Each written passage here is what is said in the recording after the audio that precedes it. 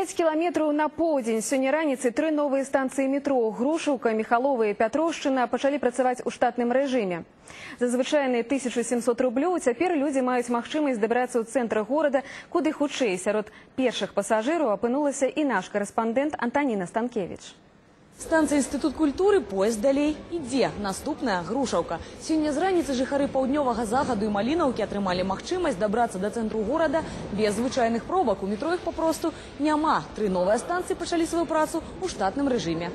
Замест паходу ў музей усей сям'ёй у метро. Нягледзячы на выхадны, трафік у сталічнай падземцы даволі інтэнсіўны.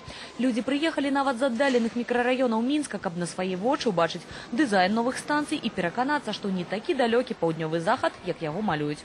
Вчера по новостям видели, что открыли новое метро. Решили посмотреть. Очень нравится. Честно говоря, мы специально приехали посмотреть, мы здесь не живем. Приехали покататься, просто посмотреть новые станции. Да.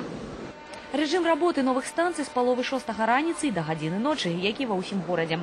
Спецыялісты плануюць, што пассажиропоток з адкрыццём новых станцый павялічыцца прыкладна на 7%. Прекрасно, никаких пробок, ничего, никакие погодные условия не влияют. Прекрасно. Мы живем здесь недалеко, и муж на работу будет ехать близко. Очень даже хорошая вещь, что здесь получилось метро.